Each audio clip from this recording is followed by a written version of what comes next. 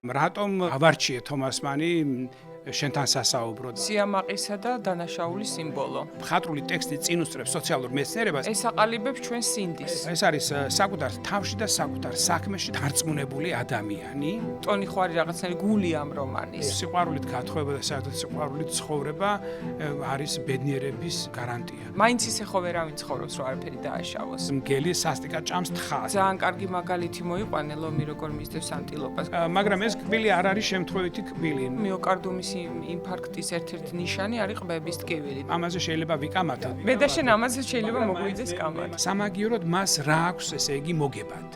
კარგი ჭამა. ვინც პირველად მოიგონა სათვალე რო დიდხანს ვიკითხოთ რატო არ არის მისიონერი. შრომა, ლოცვა და დაზოგვა. და რაც უკვე განმარტებულია, იმის დაჯერება არ უნდათ კრეაციონისტებს. დასუსტება და ცივილიზებულობა ითვლება პრობლემად. მე არ მგონია რომ ევროპა საერთოდ გაქრება. ამასობაში ცხოვრება გადის რა. ბევრჯერ გადარჩენილა ცივილიზაციაც, კულტურაც და კიდევ ერთხელ გადარჩება. შეიძლება გაქრე, მაგრამ არქეოლოგისთვის მაინც საინტერესო უნდა დარჩე. ანუ რაღაცა უნდა დატოვო. თუ რამეს ვნანობ, არის ის რომ არ ვიყავი შენი სტუდენტი. ჩემი საათი უნდა გამოჩნდეს ძალიან ძვირფასია, კასიო. ჩვენ სხვა ამ გადაცემაში მას ვაკეთებთ, რომ ჩვენი საუბრით რაღაცას ვქმნით, საზრის ვქმნით. ერთი წიგნი იქნება თომას მანის ბუდემბროკები.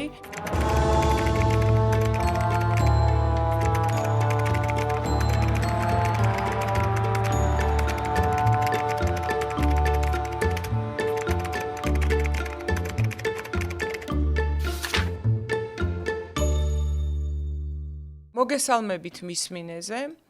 სანამ დავიწყებთ პოდკასტს, მინდა გთხოვოთ, გამოიწეროთ ჩვენი YouTube არხი.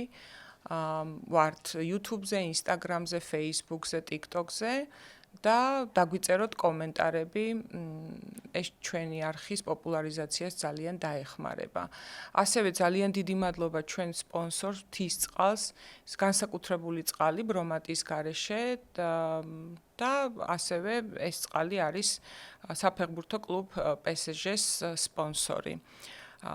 დღევანდელი ჩვენი ერთი წიგნი იქნება თომას მანის ბუდემბროკები და ბუდემბროკებზე სალაპარაკოთ ჩემთან სტუმრად არის სოციოლოგი პროფესორი ემზარ ჯგერენაია. ემზარ, ძალიან დიდი მადლობა. ცხოვრებაში თუ რამეს ვნანობ, არის ის რომ არ ვიყავი შენი სტუდენტი.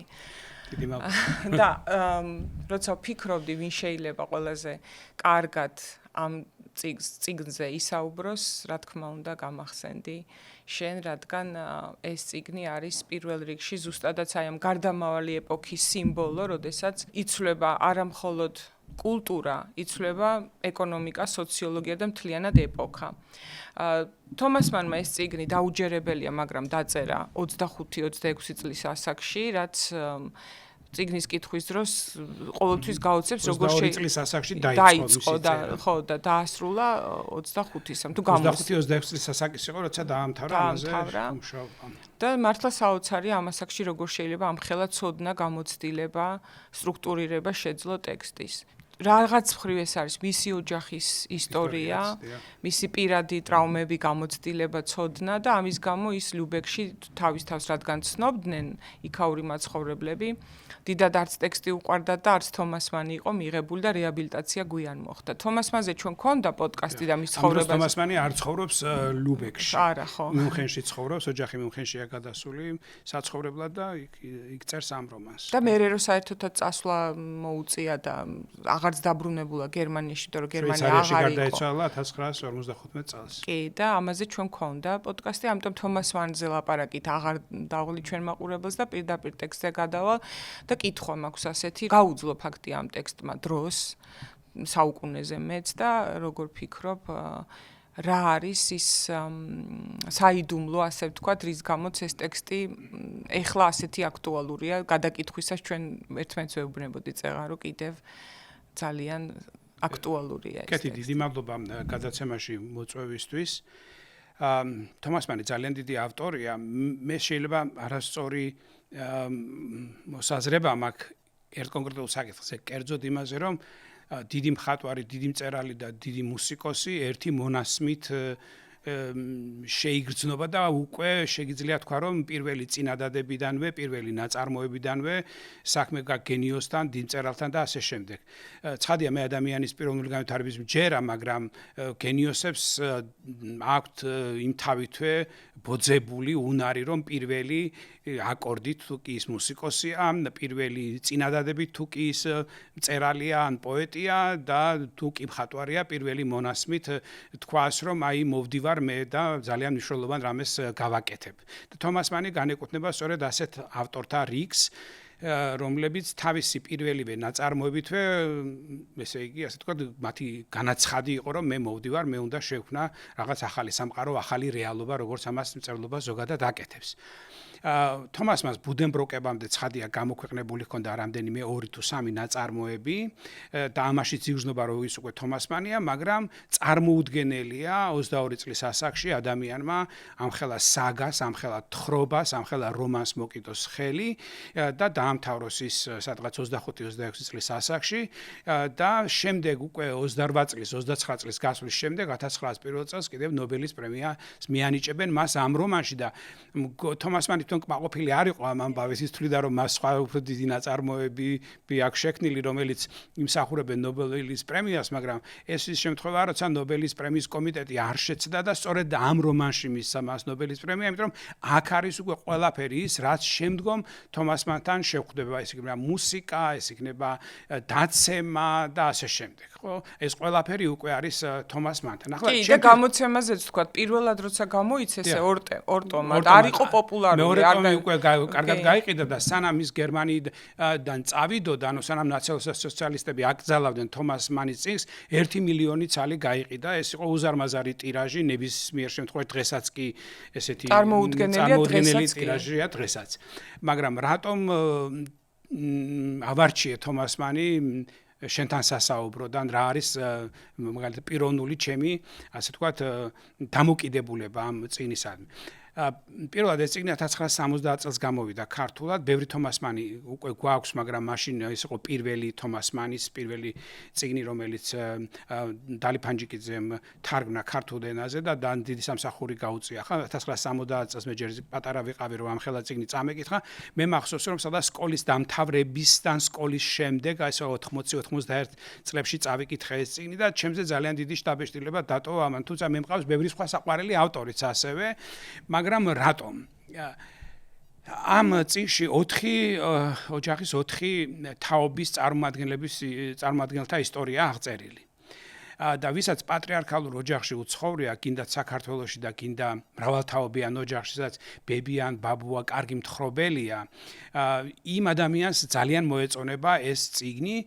ჩვენი ბებიები და ბაბუები ალბათ ყოველთვის ყვებოდნენ ჩემს ოჯახში ასე იყო, როგორი იყო ჩვენი ოჯახი, რა დაგვაკლდა, ეს დაცემის ეს ლამენტაციები და მოთქმები ხშირად არის ხოლმე დიდ ოჯახებში, ადრე უკეთესად ვიყავით, ახლა უფრო ცუდად ვარ და ასე შემდეგ. და რა გულდასაწყვეტია, რომ ჩვენ არ გქონდა ტრადიცია ამ ოჯახის წიგნის გერმანელებს ნინო ხარატიშვილის წიგნი, მერვე სიცოცხლე არის ასეთი წიგნი, სხვა წიგნებზეც შეიძლება ქართულ სინამდვილეზეც მე ვილაპარაკო. არა, ოჯახში ჩანაწერების წიგნზე. ოჯახის ჩანაწერების წიგნი. როცა გერმანელებს ხო ყველაფრის ჩაწერა, დოკუმენტაცია, მატიანე, სადაც მნიშვნელოვანი საოჯახო რა კარგი იქნებოდა ჩვენც რო ქონოდა მოვლენებს წერენ, ეს ერთი მიზეზია.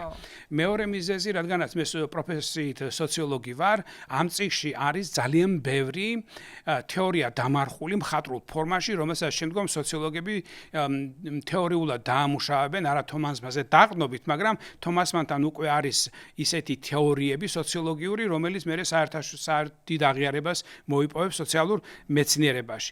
ნუ საყოველთაოდ გავრცელებული აზრია და რაფერს ახალს არ ვიტყვი, თუ ახლა გავიმეორებ აზრს, რომ დიდი მხატვრული ნაწარმოები ყოველთვის არის ვიზიონერული, წინასწარმეტყველური და ასე შემდეგ.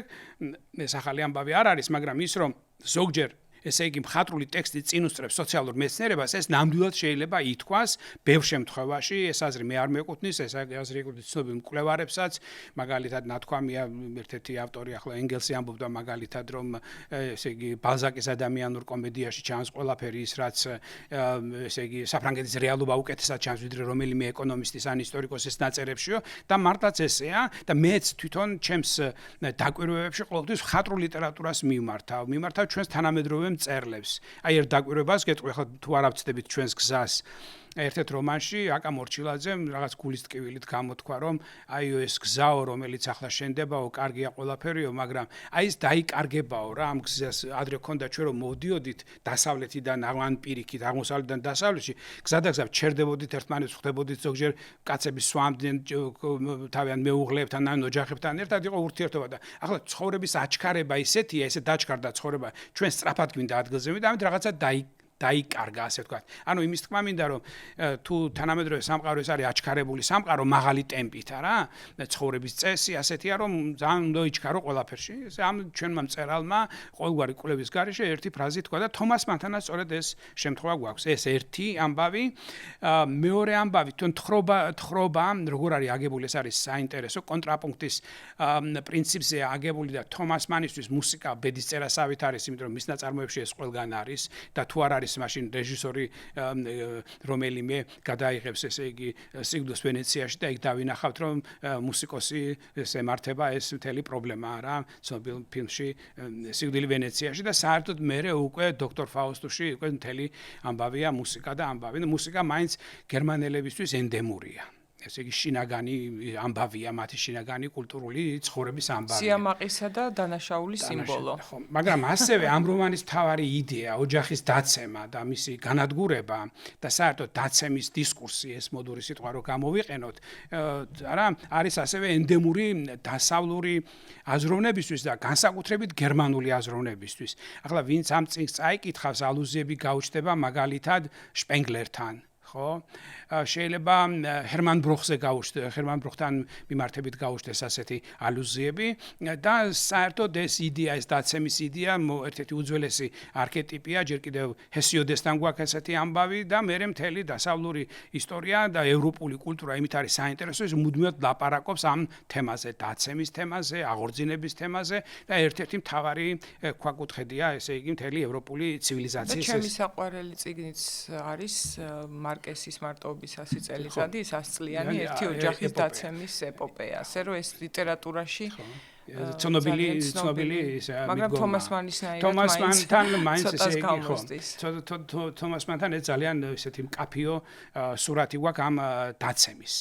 ახლა გარდა ამისა, აქ არის ჩვენ ვთქვი რომ თხრობა ეს მუსიკალურ კონტრაპუნქტზე არის აგებული, ჩემი აზრით, ბევრი წავიკითხე ამაზე, ბევრმა დასტურა ეს ეჭვი რომ კი თავებიც ასე მუსიკალურად არის საწყობილი სხვადასხვა თემები ესე იგი მოთქმისა და აღზევებისა და დაცემის აი ერთი თავის შიგნით სიხარული და ტრაგიკულობის განცდა ერთად არის თავმოყრილი და ესეთი კაკაფონია არის ამ ორი განწყობის ერთმანეთს დაპირისპირებული განწყობის და ამავე დროს ეს რომანი აგებულია ეგრეთ წოდებულ ესე თქვათ მეხსიერების ერთ-ერთ ფორმაზე რომელსაც გვიან უკვე მიაქცევს ყურადღებას სოციალური მეცნიერება ეს არის ეგრეთ წოდებული კომუნიკაციური მეხსიერება. აი კომუნიკაციური მეხსიერება არის 4 თაობის მეხსიერება, რომელსაც ადამიანები ზეპირად გადასცემენ ერთმანეთს. თითოეული ჩვენგანი არის ჩვენი ოჯახების მეხსიერების მატარებელი და როგორც წესი ჩვენ გვახსოვს რაღაც 80-100 წლის ამბავი, მეტნაკლები მკაფიობით და რომანიც ასე არის, ესე იგი ამ 4 ოჯახის ისტორია არის აქ მოთხრობილი. გარდა ამისა, აქ ძალიან საინტერესო დაპირისპირებაა ისეთ ცნებებს შორის, როგორც არის კულტურა და ცივილიზაცია, რომელიც ასევე არსებითია განსაკუთრებით გერმანული კულტურის შესახებ მეცნიერებისთვის. გერმანელები თავის თავს აღიქვამენ როგორც კულტურის, თავის თავს აღიქვამს როგორც კულტურის ერი და ფრანგები მაგალითად უფრო ცივილიზაციის ტერმინებში მოიხსენიებენ. განსხვავება აქ იმაშია, რომ ცივილიზებულობა ეს არის უფრო ზედაპირულობა, მანერულობა, ტექნოლოგია, პროგრესი, როცა კულტურა არის სიღრმე, მეტაფიზიკა, სიკვდილზე ფიქრი, გნებავთ ღმერთი, ასეთ მძიმე თემებზე ფიქრობენ და გერმანელებს ამ მძიმე ფიქრებში, ესე იგი ფიქრების გადმოცემაში და მის ანალიზში ბადალი არ ყავთ მართლაც და ეს დაპირისპირებაც კარგად იგრძნობა. გერმანია ამ დროს, როცა ეს რომანი იწერება, ან როცა რა პერიოდსაც გვიყვება ეს რომანი 1825 წელს იწყება, გერმანია არ არის ერთიანი და ესეც განსაკუთრებულ როლს თამაშობს აი ამ დაუშვათ აი ამ რომანში. ეს მნიშვნელოვანი ამბავია. ახლა ეს 4 თაობა სათითაოდ უნდა განვიხილოთ ვინ არიან ეს ადამიანები.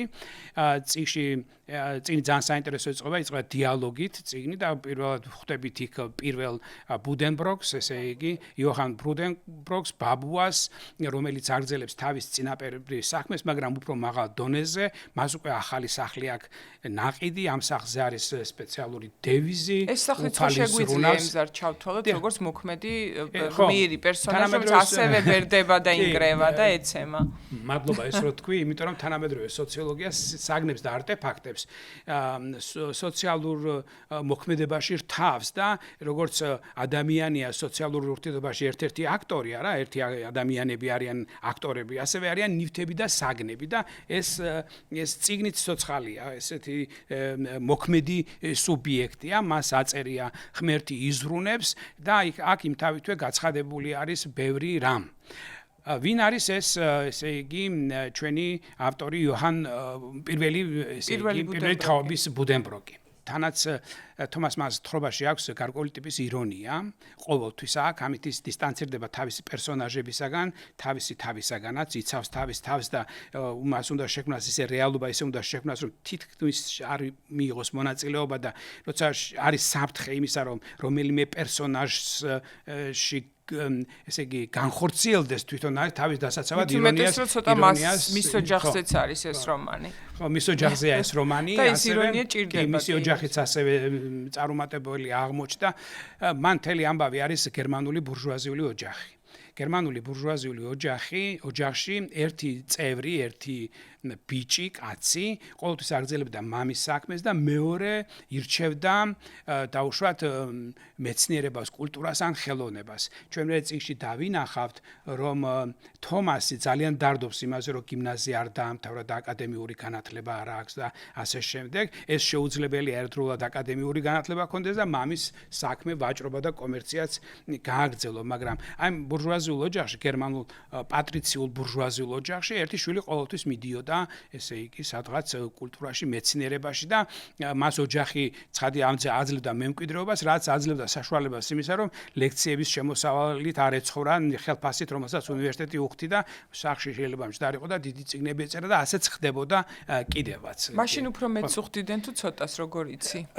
მაშინ საკმარისად კარგად უხდიდნენ ასევე, ჩემი აზრით, თუ ნამდვილად იყავი პროფესორი. ეს პროფესორის პოზიცია იყო სხვა, იყო პრივატ დოცენტიც ასევე, სადაც შემოსავალი იყო ძალიან დაბალი და ეს სტუდენტების გადახდებზე იყო ძირითადად დამოკიდებული. აი ეს უფროსი თაობა, უფროსი ბუდენბროკი. ეს არის საკუთარ თავში და საკუთარ საქმეში და საკუთარ პროფესიულ არჩევანში დარწმუნებული ადამიანი. რელიგიის მიმართ ირონიული, ის არ არის ათეისტი, ცხადია. პირველივე კომენტარში ჩამშვილიშვილს ბრაზდება, რომ ასწავლიან რაღაც ისულელებს, სისულელებს, მაგრამ ის არ არის რელიგიისაგან დაცლილი, არ არის ათეისტი, არ არის ცხადია.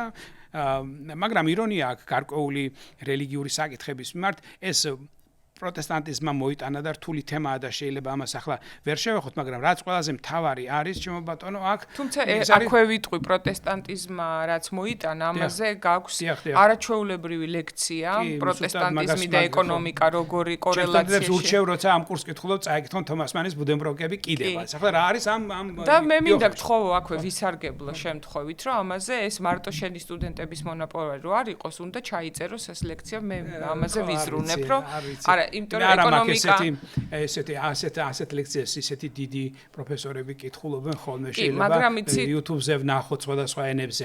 მოდი ახლა სტუდენტები რომ ისმენენ კარგია, მაგრამ საზოგადოებამაც უნდა დაინახოს კულტურას, რელიგიას და ეკონომიკას შორის რა კავშირია და რამდენად განსაზღვრავს ეს საზოგადოების ბედისწერას. მნიშვნელოვანია ეს ცოდნა. აი იოჰან ბუდენბროკის შემთხვევაში შეიძლება დავინახოთ ის, რასაც შემდგომ დაამუშავებს სოციალური მეცნიერება, კერძოდ ცნობილი გერმანელი სოციოლოგი თავის ვებერი, მაქს ვებერი თავის ბრწყინვალე ნაშრომში, ესე იგი ასე ვთქვათ, როგორც იტყვიან, ერთ-ერთი ყველაზე მნიშვნელოვანი ნაშრომია სოციოლოგიის მეცნიერებაში. ეს არის პროფესიის ცნების და პროფესიის გაგების მნიშვნელობა, რომელსაც პროტესტანტიზმმა და ლუთერის საქმიანობამ და შემდეგ სხვადასხვა პროტესტანტულ ჯგუფებში რელიგიური მნიშვნელობა მიენიჭა. ეს მოდის ლუთერმა სახარების თარგმნა რო დაეწყო, ძველ აღთქმასაც რო თარგმნიდა და ახალ აღთქმასაც, იქ სირაქის წიგნში ერთი ადგილი არის, სადაც არის რჩევა, რჩევების წიგნია ეს სირაქის წიგნი, არაკანონიკურია. ეს წიგნი იქ არის, ესე იგი, რომ ეუბნება აძლევს და ახალ შვილს დარიგებას, ასეც რომ ერთგულად მისდია შენს პროფესიას და ესე იგი ეცადე რომ ამ შენს პროფესიაში დარჩე. და შემდგომ უკვე პროტესტანტიზმის სხვადასხვა მიმდინარეობები საკუთარი პროფესიული მოვალეობის შესრულებას მიანიჭებენ რელიგიურ მნიშვნელობას. ანუ ღვთისმსახურება შენი პროფესიული მოვალეობის ერთგულად შესრულება და ის რომ საუკეთესო იყო ამ შენს საქმეში ეს და ასეთ ერთგულებას პროფესიისადმი მოაქვს მერე ფინანსური დივიდენდები. დოვლათი. თავარი ამბავი არის არა ფული, როგორც წარმატების სიმბოლო, არამედ საკუთარი პროფესიული მოვალეობის ქედუხრელი შესრულება, ისე როგორც ამას აკეთებს ბერი ეკლესიაში, დაუშვათ კათოლიკე ან მართლმადიდებელი ბერი, რომელიც მოწოდებულია იყოს ბერი და ესე აკონტროლოს დრო და არც ერთი დრო, ესე იგი ფუჭად არ დაკარგოს, იმიტომ რომ როცა ჩვენ ვიწყებთ ესე იგი გართობას, მაშინ შემოდის ეშმაკი სწორედ და მაშინ ესე იგი ღალატობთ ჩვენს პროფესიას, აი მოწოდებას, აი ესე პროტესტანტიზმმა ეს იდეა პროფესიული ერთგულებისა გადმოიტანა თავის შრომამ რო შექმნა ადამიანი აქედან აიღეს მერე? არა, შრომამ შექმნა ადამიანი, არა, ეს არა, მაგრამ აი ეს ამბავი ძალიან მნიშვნელოვანი ამბავი არის აქ და ჩვენ ხედავთ ამ პირველი თაობის ბუდენბროკს დაუეჭვებოს თავის საქმიანობაში რაციონალურს პირველ თავში არის ძალიან საინტერესო ის რომ აქ არის ოჯახის სახლის კურთხევის დღე, სტუმრები ყავს რომ სტუმრებმა ნახონ როგორ იყიდეს, რა სახლი იყიდეს, როგორია და ასე შემდეგ და მთავარი ამბავი არის ის რომ ერთ-ერთი მნიშვნელოვანი ამბავი არის რომ ეს გერმანელები ჯერ კიდევ მაღალ გერმანულზე არ ლაპარაკობენ, ასე ვთქვათ, დიალექტებზე საუბრობენ. თომას მანი აქ ძალიან ირონიულია, შეცდომებს უშვებენ სიტყვებში, სწორად ვერ წარმოთქმავენ მას, მაგრამ ეს არის ის საზოგადოება, რომელიც თავის საქმიანობაში კარგად არის დარწმუნებული, სჯერა რომ აკეთებს მნიშვნელოვან საქმეს და ამ საქმეს ისინი აკეთებენ რაციონალურად და შეიძლება ითქვას ცივადაც.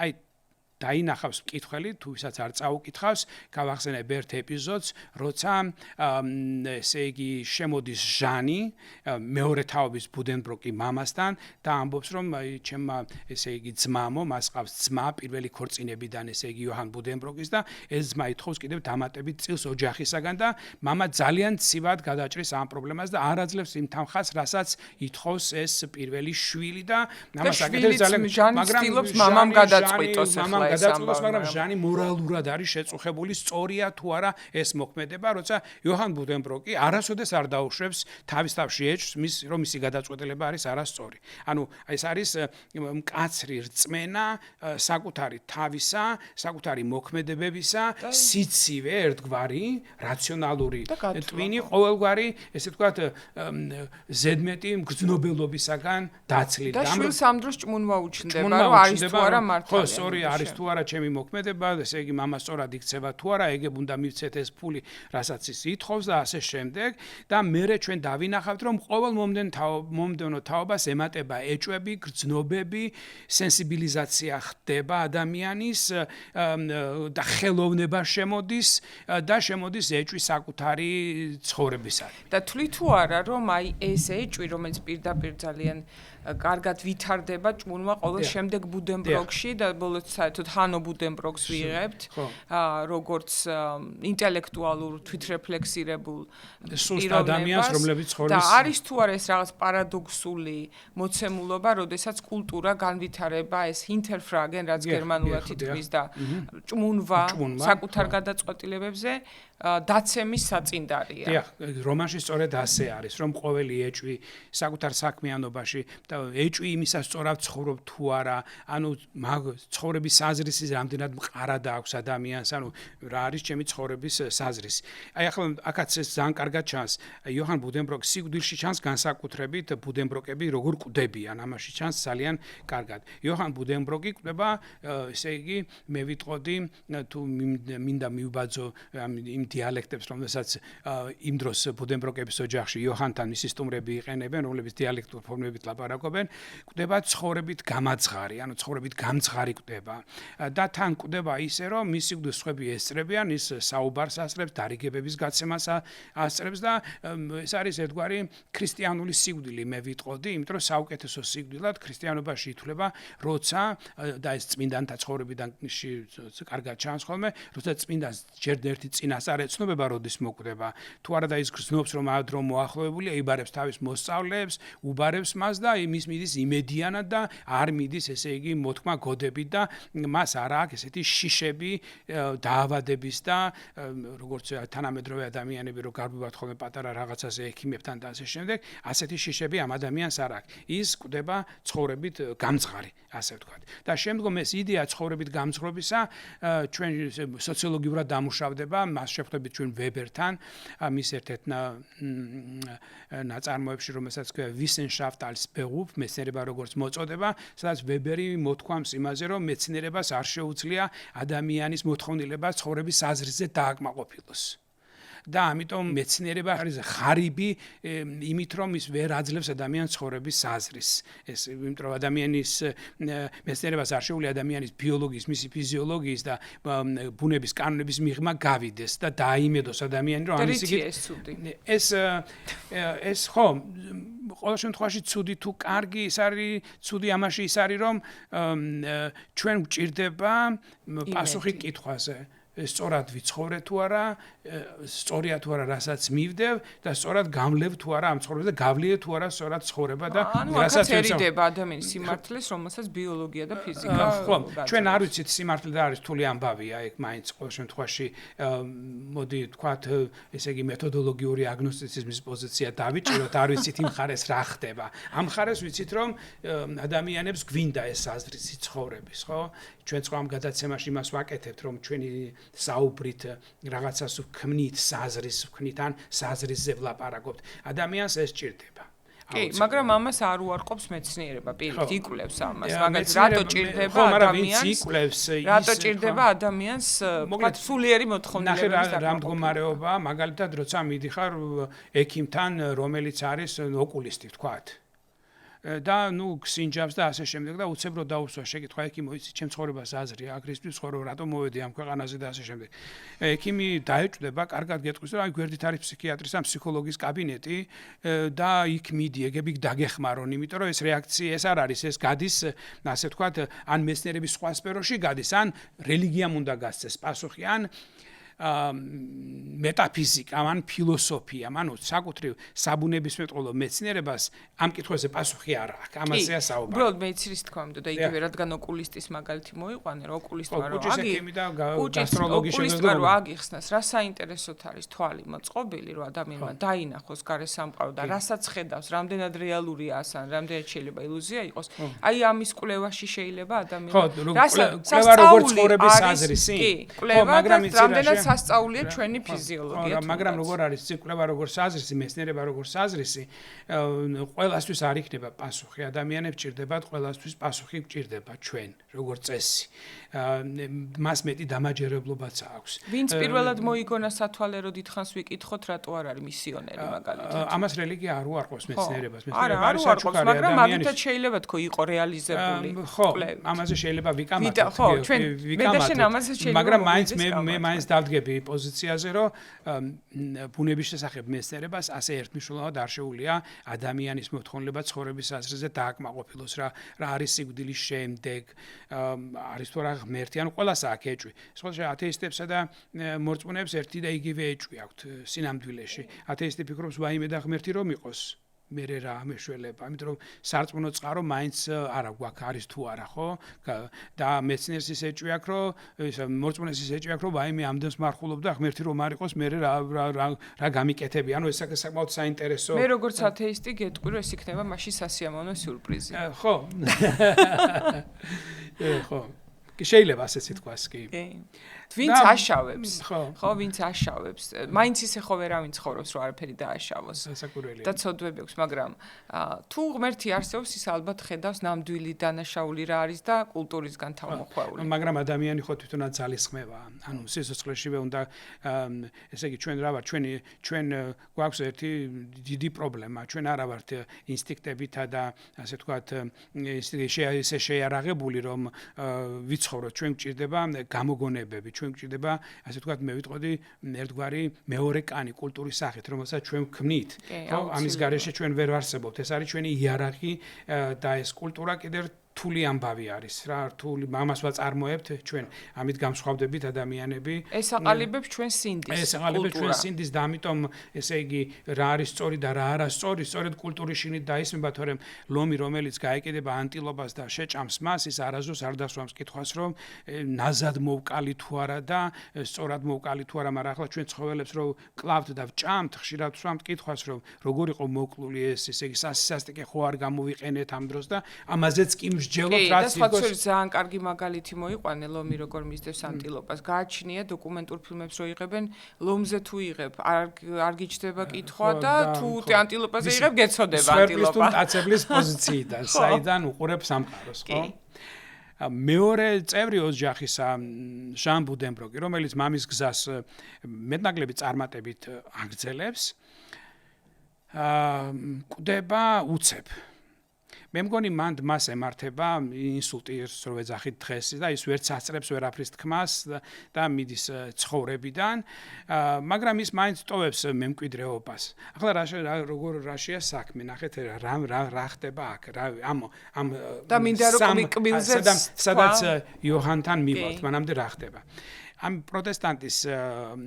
თვითშეგნება არის საკუთარი პროფესიული მოვალეობის მუდმივი შესრულება, დროის კონტროლი, რომ ყველა დროში უნდა იყო დაკავებული და ესე იგი მცონარობისთვის და მხიარულებისთვის, რომელიც არ ემსახურება კვლავ საქმეს, ასე ვთქვათ, ამისთვის დრო არ უნდა იყოს. ესე იგი, кейპს ვიწყებ დილიდან ვიქირავებ დილიჟანს და ასე შემდეგ, ეგ სრულებით გამორიცხულია, ეგ ადამიანს გავშედა. ამიტომ პროტესტანტი არის აი შვილდივით მუდამ დაჭიმულია. მან უნდა აკონტროლოს შემოსავალი და გასავალი, რა დახარჯა, ერთმანეთსგან უნდა გამიჯნოს ფირმის ფული და საკუთარი ფული, რომელსაც ის ოჯახში დახარჯავს, ეს მუდმივად უნდა ითვალოს მან. სამაგიეროდ მას რა აქვს, ესე იგი, მოგებად. კარგი ჭამა. ამიტომ იოჰან ბუდენბროკის მაგიდას დააკვირდით, რამდენი დრო ეთმობა საჭმელების, ესე იგი, აქ შერჩევას, მომზადებას და რა არის სუფრაზე წარმოდგენილი. და კათოლიკეს შემთხვევაში საქმე სულ სხვანაირად გვაქვს. ესე იგი, მას ურჩევნია 7 ძილი. ანუ მას არ უნდა აქ პროტესტანტი ბურჟუა უნდა შევიდეს რისკებში. აუცილებლად. ცხადია ეს რისკები უნდა იყოს რაციონალური და დათვლილი. მაგრამ კათოლიკეს მე გამოდივარ ბუდენბროკებიდან და შემდგომ ამაზე დაწერილი ნაშრომებიდან. ესე იგი არ მინდა მსმენელმა ესე გაიგოს, რომ რომელიმე მხარეს ვარ ამ შემთხვევაში. არავის მხარეს არა ვარ. ესე იგი, კათოლიკეს ამ შემთხვევაში ურჩენია 7 ძილი. მას არ უნდა რისკი, მას უნდა გარანტირებული სამყარო, ნაკლები დაძაბულობით და ეს კარგად ჩანს, როცა ტონი გათხოვდება ჰამბურგელ მოდი ვთქვათ ბიზნესმენი გამოვიყენოთ თუ კომერც ვაჭარზე. მე ისინი გაიყრებიან, მაგრამ როგორ არის მიუნხენი აღწერილი და ეს კაცი. როცა თომასის და მიიღებს მემკვიდრეობას, გაატანენ მას ეს მეორე ქორწინება ამისთვის და მორჩენილ თანხასის ბზითებში წაიღებს, ქართულად რო ვთქვათ, ის ითხოვს თავისი ქფრისაგან, რომ ეს საქმეში ჩადოს, რომ საქმე გაიზარდოს, რომ ფული შემოვიდეს და რას პასუხობს მას პერმანდერი უნდა იყოს მისი გვარი, თუ არ მეშნება ახლა. პერმანდერი ეუბნება, რომ რა გვინდაო, რა აგერო სახლიო, პირველი სართული გავაქირაოთო, კარგად ვიცხოვროთო და არ შემიძლიაო ეს ისაო რა. ეს ამ დაგვარი ცხოვრების წესი არ მინდაო მე ხა ჩემი ენით რო გითხრა რა როგორც პირდაპირ ციტატა არ მაქვს და მას არ უნდა შესვლა აი ამ დაძაბულობაში მოგებაზე ზრუნვაში და პროტესტანტ მოგებაზე ზრუნვა რატო ჭირდება რატო უნდა მოიგოს იმიტომ რომ ყოველი მოგებული თანხა ან წარმატება არის ღვთისმშეულობის დადასტურება მისთვის რომ ღმერთმა ის გამოარჩია ეს პრედესტინაციის წინასწარმეტყველების კონცეფცია მუშაობს მან რომ აი გამოცხადების წიგნში არის ერთი ერთი ადგილი, რომელშიც მხოლოდ 154 ადამიანი ამოარჩია ღმერთმა და ისინი გადარჩებიან მხოლოდ და პროტესტანტ ჭირდება თვითდარწმუნებულობა იმაში, რომ სწორედ 154,000 ადამიანს ეკუთვნის. და როგორ უნდა მოიპოვოს ეს? და პასუხი პროტესტანტული მოძრაობებისა, მაგალითად კალვინიზმის, ეს არის საკუთარი პროფესიის და სამოქალაქო მოვალეობის ერთგული შესრულება, რელიგიურად ცხოვრება, მაგრამ ამ დაგვარ ცხოვრებას მოაქვს გაუთვალისწინებელი შედეგი სიმდიდრის სახით. ხო? სიმდიდრე არ არის თავარი მიზანი, რომ არამედ მე უნდა ვიმსახურო როგორც და ეს მომენტი არ აქვს სწორედ კათოლიკეს და მას ურჩევნია 7 ძილი კარგად ჭამას. მექნება ის რაც მექნება, ვიცხოვრებ, სხვა შორის ის ღალატობს თავის ცოლს და ეს მხიარულება და ეს ამბავი შედის ასევე პროტესტანტიზმისაგან განსხვავებით კათოლიკური ცხოვრების წესში, ცოლი წაასწრებს მას თავის მსახურთან და ამის გამო ხდება შემდეგ და სწორედ მაშინ იწყება ეს მთელი ჯანმრთელობის თვალსაზრისით კათოლიკების მიდგომა უფრო სწორია. ხო, უფრო მხიარულია, ასე ვთქვათ, და ნაკლები თან დაძაბული. ძილი უფრო გიხანგრძლივებს სიცოცხლეს ვიდრე ჭამა.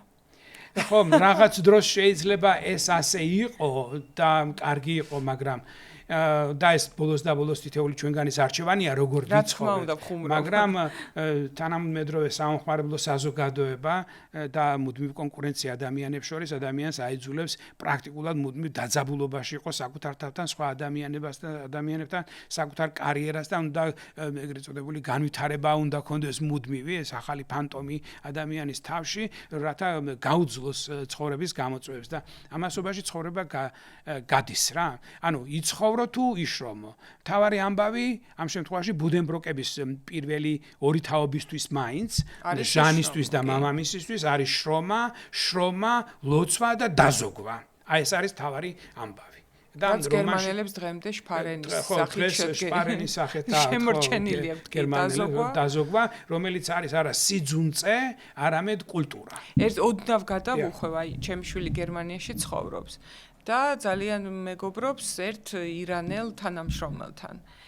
და აი ზუსტად ხელფასი დაახლოებით ყველას ერთნაირია, გერმანია არ მხრივ იდეალური ქვეყანა, განსაკუთრებული განსხვავებები არ არის ერთ კლასტერში, ერთ რაღაცაში. და როგორ ზოგავენ. სულ აი ეხლაღა შეეჩვია, რომ გერმანელები ფულს ყოველთვის ზოგავენ. 10-დან 3 ევროს მაინც დაზოგავს. და ერთხელ მოვისმინე ერთი ძალიან კარგი ლექცია ეკონომისტის, რომელიც ამბობდა, რომ ინტელექტის დასტური მათ შორის არის ის, რომ ყოველი შემოსავლიდან ყველანაირიდან ცოტა საშუალო დიდი 30% გადაინახო. აი ეს არის კიდევ რაღაც ორგანიზებულობის და ინტელექტუალურობის ნიშანი. საქართველოშიც ნახავ ასეთ ადამიანებს. კი, და ქართველისთვის მაინც აი ჩემი შვილის მიდგომა არის ალბათ ისიც ხომ მართლმადიდებლური კულტურის შვილია, რომ რატომ უფრო რაღაც აღმოსავლურისაც გავლენების ის ირანელიც და ესეც თვლიან, რომ რატომ უნდა დაიკლო ყველაფერი, რაღაც ეფემერული ხვალინდელი დღისთვის. და ამ ხრივ ძალიან საინტერესოა ხოლმე აი ეს დიალოგები, თქვათ მათ შორისაც. და აქ ხო აი ეს არის კი. სწორედ ეს თავარი ამბავი, ეს ლოზუნგია პრაქტიკულად, რომელიც რომანს გაზდებს, იმიტომ რომ ყოველი ფინანსური ოპერაცია დაკვირვებით უნდა ჩატარდეს და ეს სიძუნწეს კი არ ნიშნავს, ეს არის პასუხისმგებლობა, იმიტომ რომ ფული, რომელიც შენ შრომით მოიპოვე, ანუ ღვთისმსახურებით და დაძაბულობით არის საპასუხისმგებლო რამ. თუ ამას გაფლანგავ შენ ეს იგი კარგავ თვითდაჯერებულობას, ღვთისმჩეულობაში, შენი პროფესიის ერთგულებაში და ძალიან მნიშვნელოვანი მომენტი ამ რომანში ასევე არის სტატუსის შენარჩუნება. ესე იგი, მაღალი სოციალური სტატუსი უნდა გქონდეს, ან კონსული უნდა გახდე დაუშვათ, ხო? ჩვენ ვხედავთ, ესე იგი, მე ჟანი როგორ ხდება კონსული და ასე შემდეგ, ანუ როგორ უნდა შეინარჩუნო ეს მდგომარეობა, იმიტომ რომ სხვების პატივისცემაც უნდა მოიპოვო და საკუთარი თავის პატივისცემა პირველ რიგში და თვითდაჯერებულობა, რომ ღმერთის მიერ არჩეულ გზაზე გახდე, მან ამოგარჩია შენ. მაგრამ როგორც არის ჩვენს ცხოვრებაში ეს პირველი მამის ეს რაციონალობა, ეს სიმკაცრე თანდათანობით იკარგება და თომასის შემთხვევაში ჩვენ ხედავთ კიდევ უფრო დაეჭვებულ ადამიანს საკუთარ ცხოვრებაში. მართალია ეს ბიზნეს მეტნაკლები წარმატებით უძღვება, მაგრამ უამრავ შეცდომას უშვებს, გრძნობებს აქცევს ყურადღებას და საერთოდ ეს რომანი მაგრამ ამას ხო კონტექსტიც ხელს უწყობს. რომელიც იცვლება იმ დროს. იმ დროს იქ რაღაცა ხდება ხოლმე ეკონომიკაში, მაგრამ იოჰანის ბუდენბროკის დროსაც ხდებოდა ალბათ ეგეთი რაღაცა, მაგრამ მას ჰქონდა ესე ყინულმჭრელივით იყო, მას ეჭვები არ ჰქონდა, ის სწორად მიდიოდა, ის შვილის შემთხვევა, როცა მას არ მისცა მემკვიდრეობის ნაწილი ამაზე მეტყველებს, აკიდევ ეჭვები არის, ეჭვია ბევრი, გრძნობელობა მატულობს, ცხოვრების აზრზე ბევრს ფიქრობს თომასი.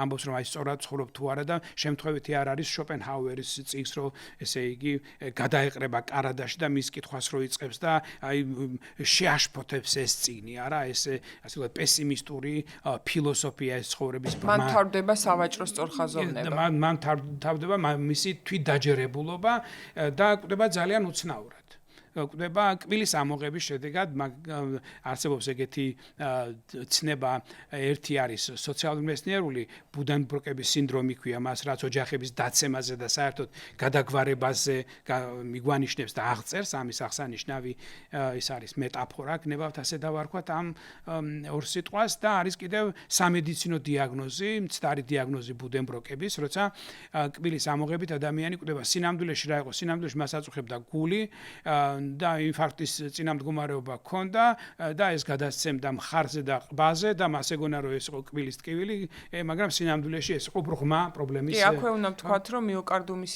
ინფარქტის ერთ-ერთი ნიშანი არის ყბების ტკივილი და ისედაც აი სტომატოლოგები თუ გვიყურებენ და ალბათ გიყურებენ და გვეთანხმებიათ პირის ზღურის მდგომარეობითაც შეიძლება გულის მდგომარეობის დადგენა და ეს კბილიც რო აწუხებდა ესეც ირიბი ნიშანი იყო. ხო, ეს ძალიან საინტერესოა. არ არის შემთხვევითი კბილი.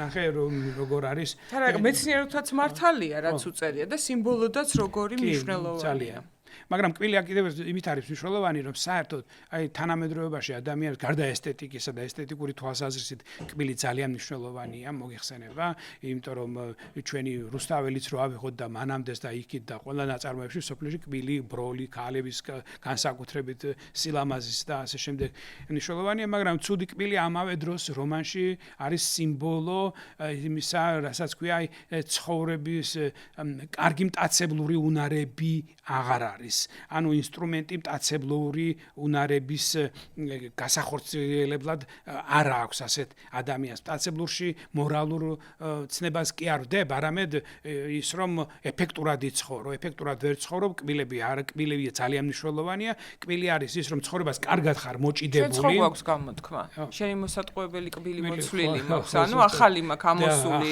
სარძევი არა ანუ ძლიერი სიმბოლოა ეს და შემდგომ უკვე ჰანოსთან ხედავთ იმთავითვე კბილის პრობლემას, მაგრამ ჰანოსთან გამოკვეთილია ის, რასაც თომას მანი პირველი თავებიდან ძერწავს. ეს არის სენსიბილურობის და მგრძნობელობის მომატება, ეჭვების მომატება, ოჯახური ტრადიციების უგულებელყოფა და სხვა პროფესიების და გზების ძიება.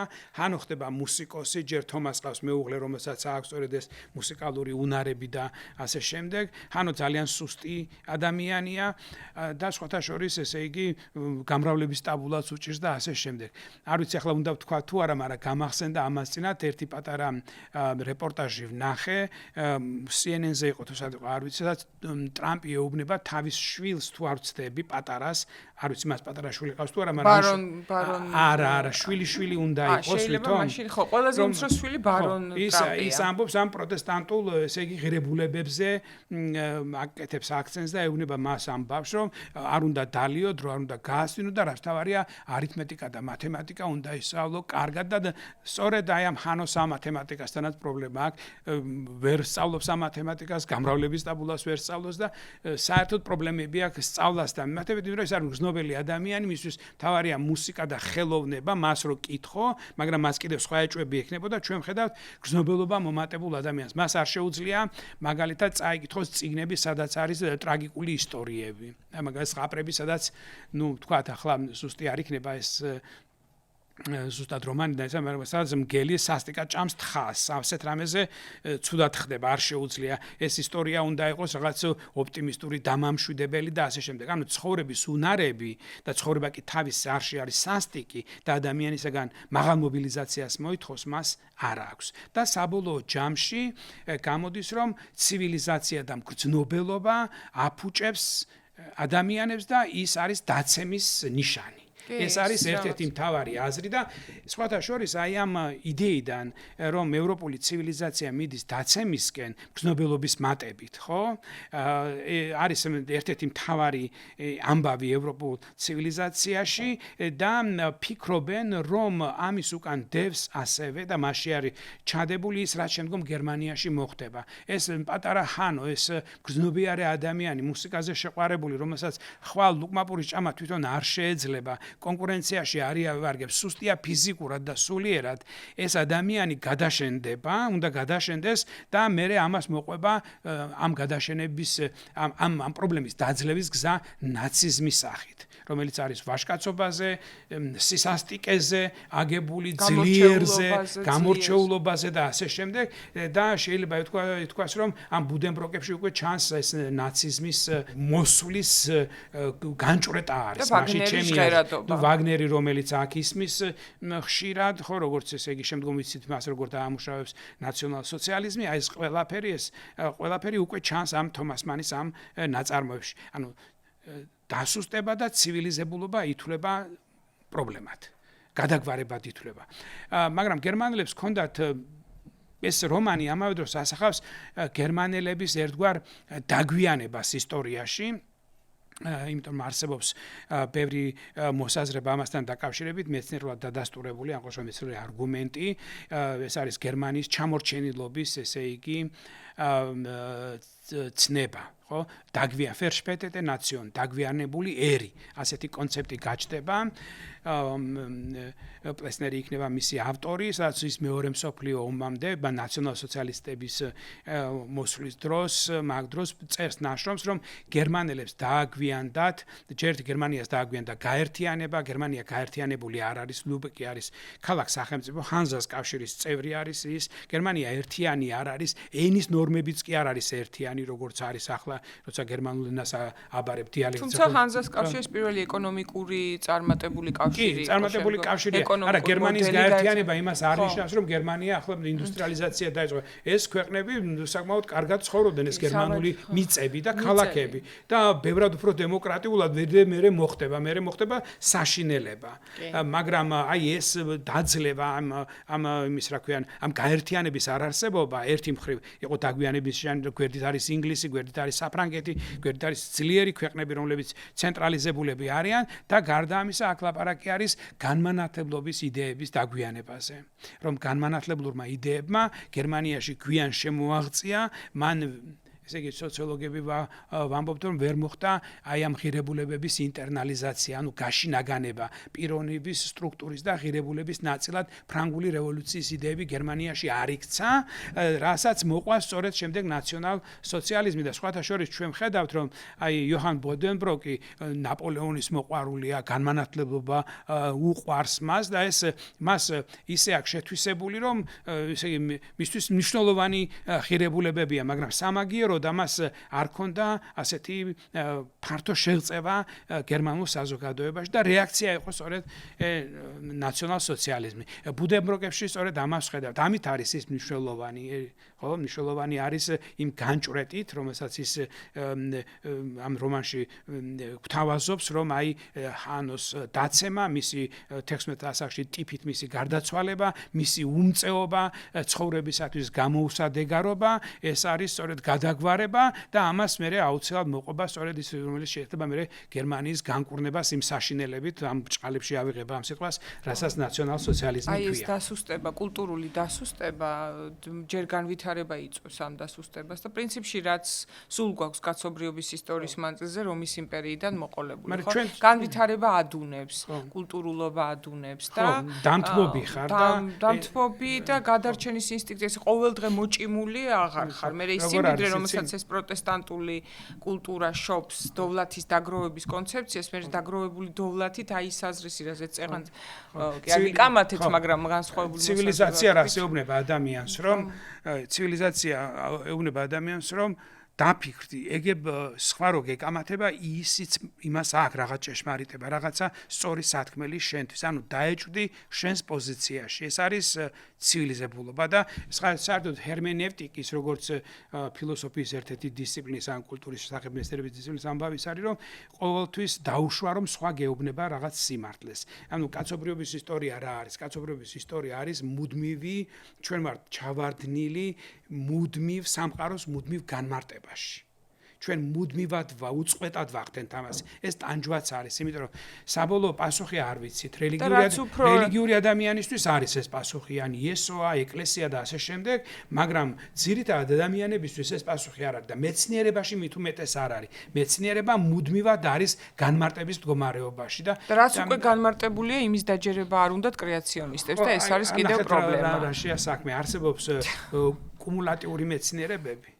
აი მაგათ ფიზიკა, მათემატიკა და ასე შემდეგ. მათემატიკის სწავლა სხვა შუა ადგილიდან ვერ დაიწყო და ვერც ფიზიკისაც რაღაც ელემენტები უნდა იცოდე, ბოლოს გამრავლება და გაყოფა უნდა შეგეძლო და წილადები და ასე შემდეგ რაღაცა რომ რაღაცა გაიგო რა. ფიზიკაშიც ასეა. რთული მაგრამ სოციალური მეცნიერება და კულტურის სახეობის მეცნიერება ძალიან მნიშვნელოვანია, სხვა შორის უნივერსიტეტებში ეს ისწავლებოდეს და ეს არ იყოს ბაზარზე დამოკიდებული. რატომ? იმიტომ რომ ეს მეცნიერებები გვაფიქრებს ჩვენ თავზე. რა თქმა უნდა. და ამიტომ კულტურის სახეობის მეცნიერებები, სოციოლოგია, ზოგადად ლიბერალ არტი გინდა თუ სხვა, ესე იგი პოლიტიკის სახეობის მეცნიერებები ძალიან მნიშვნელოვანია, იმიტომ რომ ამით ჩვენ მუდმივ დისკუსიაში ვებმებით სხვა ადამიანებთანაც, წინა თაობასთან და მომავალ თაობასაც გადაძახილებს ქმნით. ხო, და კარგი ტექსტის და კარგი წიგნის განსაზღვრის ერთ-ერთი მეთოდი მათ შორის არის ის, რომ რამდენად ინტუიტიურად დაწერილი ტექსტი შემდგომში ძალიან კარგად ერგება სოციალურ, ანთროპოლოგიურ, რამდენად ბევრი რაღაცა გამოდის იქიდან. თომას მანის შემთხვევაში სამედიცინო თვალსაზრისით სრულად გამართულია. 22 წლის ასაკში მუშაობდა თუ არა ინტუიტიურად, ჯერ კიდევ მე საერთოდ მგონია რომ ხო, მაგრამ რაღაცები აქვს სწორად ისეთი, იგივე კბილზე აქვე ვიტყვი, რაც 80-იან წლებში დადგინდა, რომ ზუსტად ასეთ კორელაციას. თომას მანი კი შეიძლება იყოს დამთხოვები და ასე შემდეგ, მაგრამ თომას მანი მე მგონი ახლა მე მაპატიოს ვინც თომას მანს იკვლევს და ვინც მისი სპეციალისტია, არა ვარ მე ვლაპარაკობ ჩემს საყვარელ წიგნზე და რაღაც ხედვაზე, რომელიც მასთან დაკავშირებით მაქვს, მე იმის თქმა მინდა, რომ თომას მანი მთლად მწერალიც კი არ არის, მკვლევარია. ესე იგი აი ამ ბუდენბროკებსაც ესე იგი ძალიან ბევრს იკვლევდა, რას ჭამდნენ, როგორ ჭამდნენ, როგორ იქცეოდნენ, ეკითხებოდა ძველი თაობის ადამიანებს, ოჯახშიც ამ კვლევას აკეთებდა. მაგრამ პატერნები აქვს სწორად. პატერნებია, ეგ უკვე არის ისაც ქვია მწერლური ინტუიცია, შემოქმედება და შეიძლება არისტოტელემაც არ იცოდა ის, რაც დაადგინეს თქვა 20 საუკუნის მერე, მაგრამ ეს არის სწორი ხედვა, სწორად დაკვირვება სწორი დისტანციიდან. ხო, აი მაგალითად ტონი ბუდენბროკი, როდესაც თავისი ტონი ხო არის რაღაცნაირი გული ამ რომანის და რაღაც ემოციები, ხო? ძალიან მნიშვნელოვანი პერსონაჟია. ძალიან მნიშვნელოვანი. გახსოვს რომ გადაწყვეტს წიგნს რო კითხულობ თავის ოჯახს, აი ეს წიგნი მენიშნა რაღაც პირველი აზრი ეგ გამიჩნდა, რომ ჩვენ რატო არ გქონდა ოჯახებში ასეთი წიგნები, სადაც იწერება. მე 80-იანი წლების ბოლოს და 90-იანებში ლამაზი რვეულები რო გამოვიდა, შვილის პირველ კბილს და ნაბიჯს და სიტყვას წერდნენ ხოლმე. აი გადაწყვეტს გახსოვს რომ გათხოვდეს ისე როგორც ოჯახს ჭირდება. ესეც არის საკვანძო საკითხი წამოწია. მან და არის რომანტიკული სიყვარულის და გარიგებით სიყვარულის დილემა, რომელიც პრობლემურია ბურჟუაზიული ოჯახისთვის ეს პრობლემა არის, იმიტომ რომ აქ არის ეკონომიკური საკითხები და სტატუსური საკითხები. შენ ოჯახიდან ქონება უნდა გასცენ, ქალიშვილს უნდა გაატანო, თქვათ, როცა მამა ხარ და უნდა გააყოლო ქალიშვილი ასევე შენნაირ პროფესიაზე, საქმეზე ორიენტირებულ რაციონალურ ადამიანს. ამიტომ გრძნობები უკანა პლანზე მიდის. ამ ტონიც ვერ თხოვდება სიყვარულით, მას აქვს ძალიან პატარა ისტორია სიყვარულის, როცა ეს დასასვენებლად არის გააგზავნის მამამისი, რომ ესე იგი რაღაც პრობლემა დაძლიოს იქ ამ თავის იმაში, რა ქვიან, დასვენების დროს, მაგრამ იქ შეუყვარდება ერთი ბიჭი, ეს არის ძალიან ეპიზოდური და სასწრაფო წესით ესე იგი მას გაათხოვებენ არა გრძნობისა და იმის კარნახით, არამედ ანგარიშის.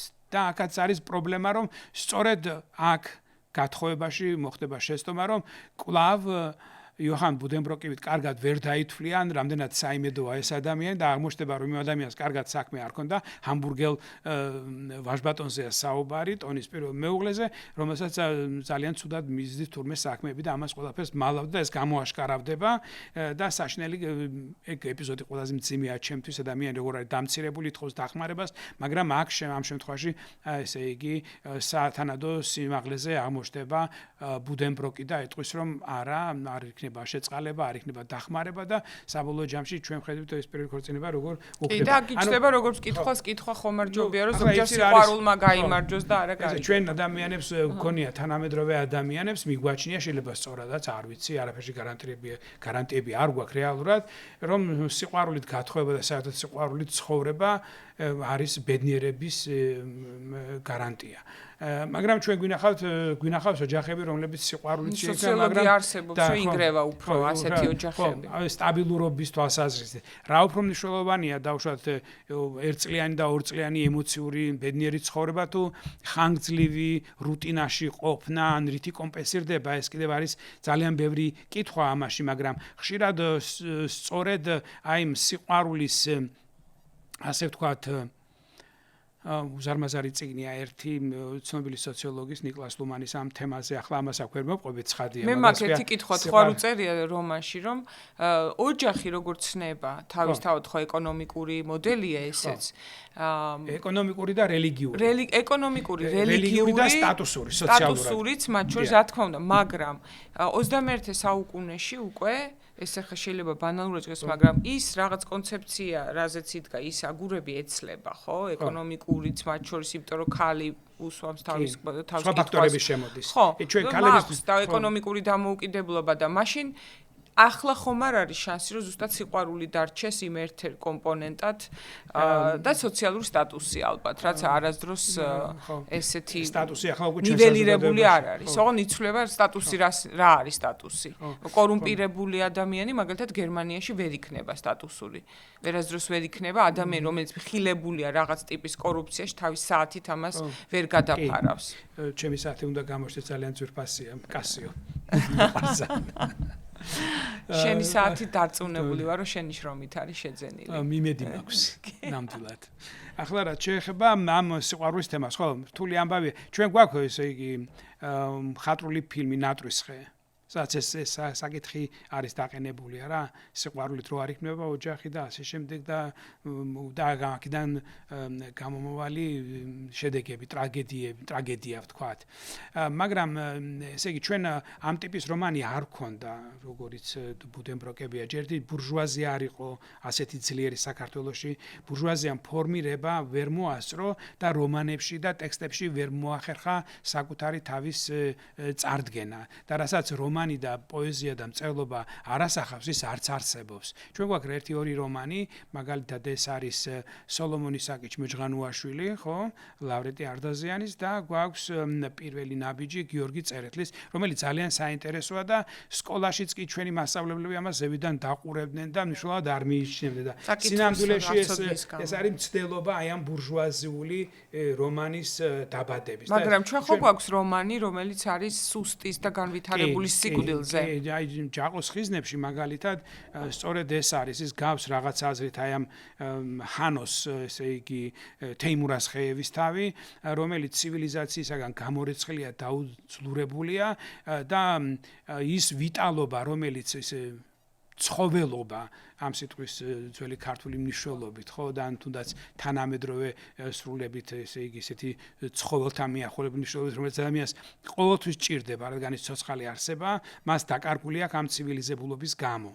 და ამიტომ ჯაყო ვინ არის? ჯაყო არის ვიტალობით და აღჭურვილი ადამიანი, ის ძლიერია, ის არ არის შეწუხებული არც ეჭვებით და განათლება როგორც სისუსტის ნიშანი, როგორც დათმობა სხვისთვის, ეს არის და ჩვენმა მწერლობამ მართალია ესეთნაირად ვერ შექმნა ეს სინამდვილე, რომელზეც ბუდენბროკები გვიყვება, მაგრამ ჩვენი მწერლობის დაკვირვებებშიც არის ეს მომენტი, თუნდაც აი ამ თეიმურას ხევის კვლევისთან. რა თქმა უნდა, როგორ იცვლება ეპოქა და მასთან ეპოქის ადამიანი როგორ ნაცვლდება. ჩვენთან უფრო აქაც ცხადია, აი თომ ბუდენბროკებშიც არის ძალიან მნიშვნელოვანი დაპირისპირება არისტოკრატიასა და ბურჟუაზიას შორის. არისტოკრატებს ბურჟუაზიას როგორც წესი შურს არისტოკრატიის. შურის თემა ძალიან მნიშვნელოვანი ამბავია როგორც ადამიანურ ცხოვრებაში, ასევე მწერლობაში. მე მაგაზე არ მიმუშავია, მაგრამ გონი რომ ძალიან საინტერესო ამბავი არის ეს. მიუხედავად იმისა, რომ ბუდენბროკებს შეიძლება აქვთ მდიდრებიც არიან, მაგრამ სადღაც შიგნაში გამოხდება ხოლმე ერთგვარი შური არისტოკრატიის მიმართ. საერთოდ ითვლება, რომ არისტოკრატიას ბაძავს ყველა.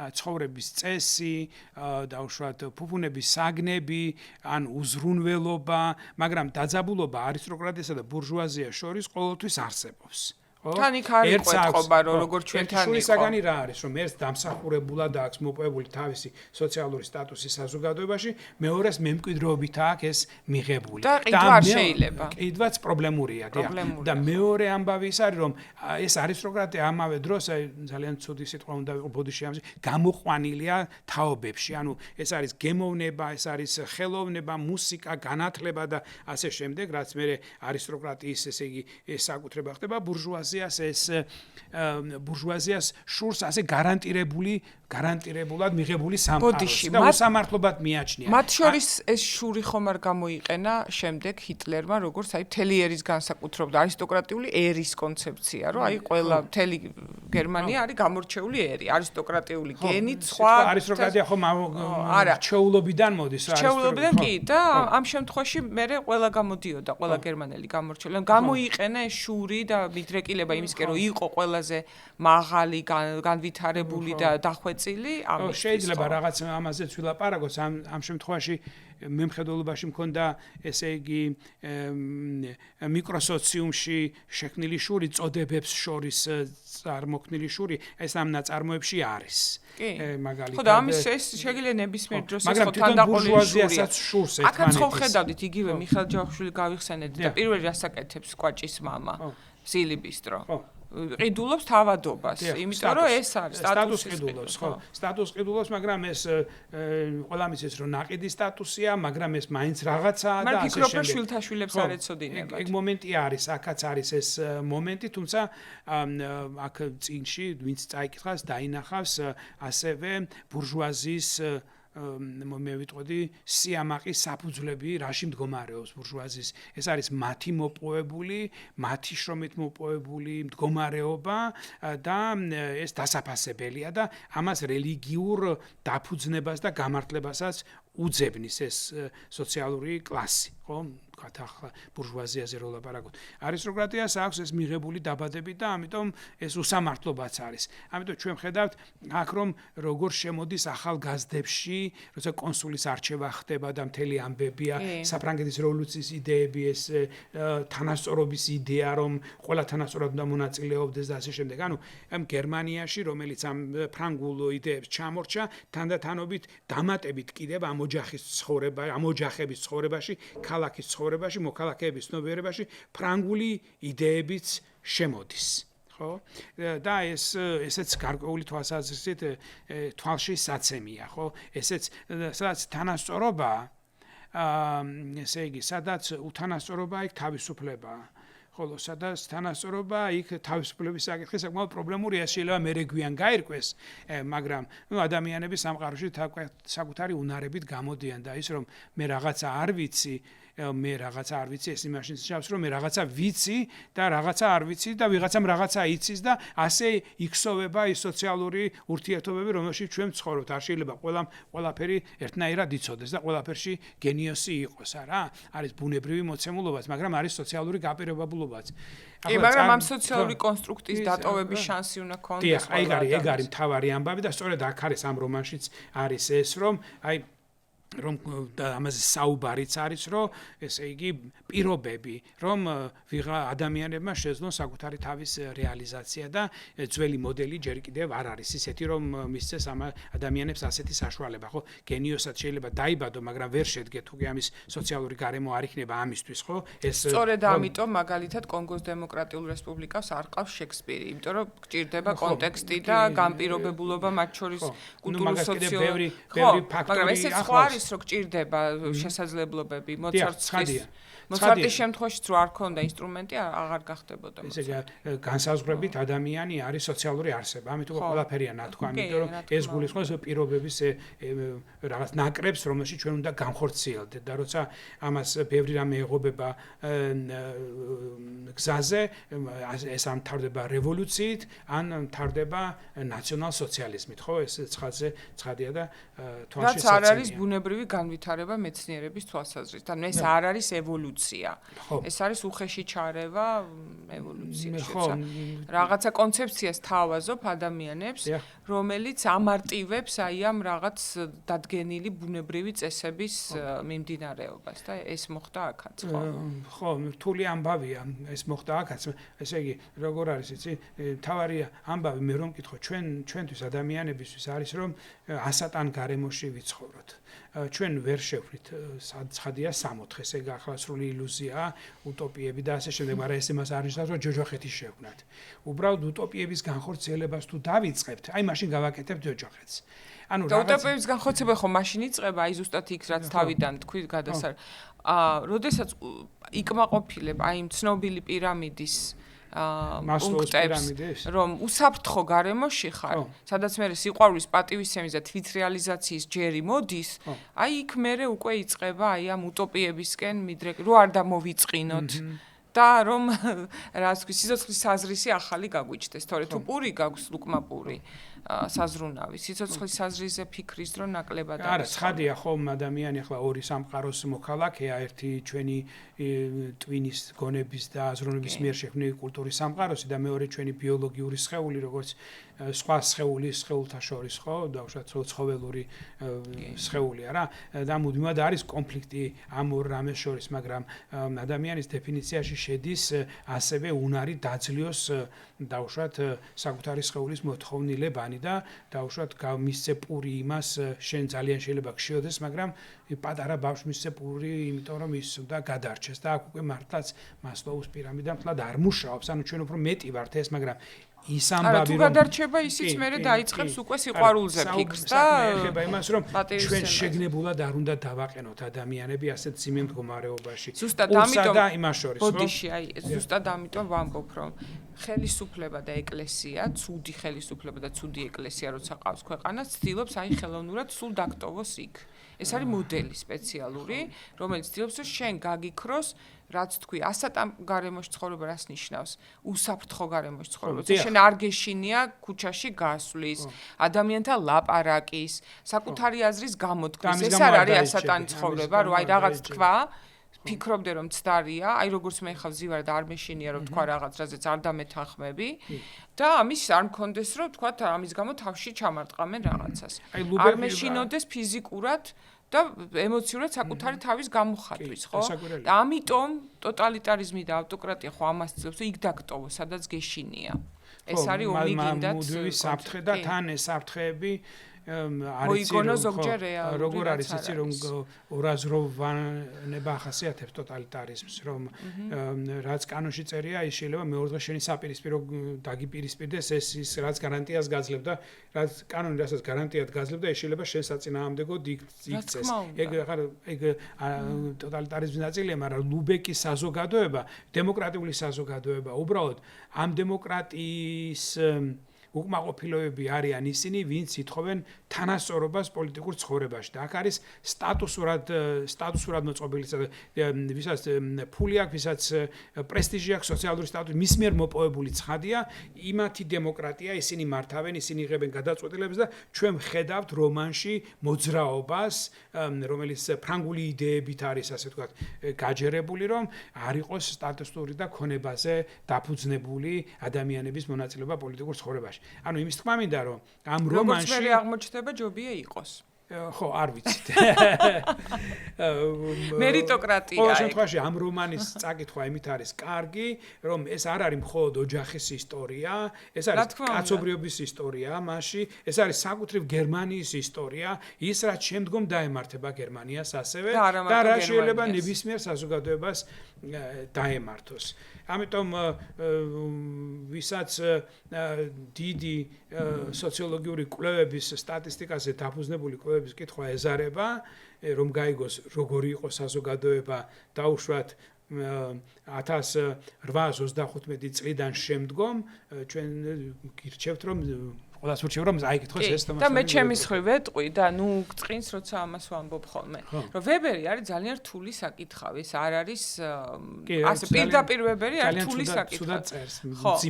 მძიმედ წერს და ამიტომ ძალიან კარგია, როდესაც შენაირი ხალხი, სოციოლოგები, პროფესორები ამას ამზადებენ სალექციო სახით ისე რომ რა არის, რაც უფრო კარგად იცი, რაღაც მით უფრო ადვილად შეგიძლია ეს მიაწოდოს სხვას, ხო?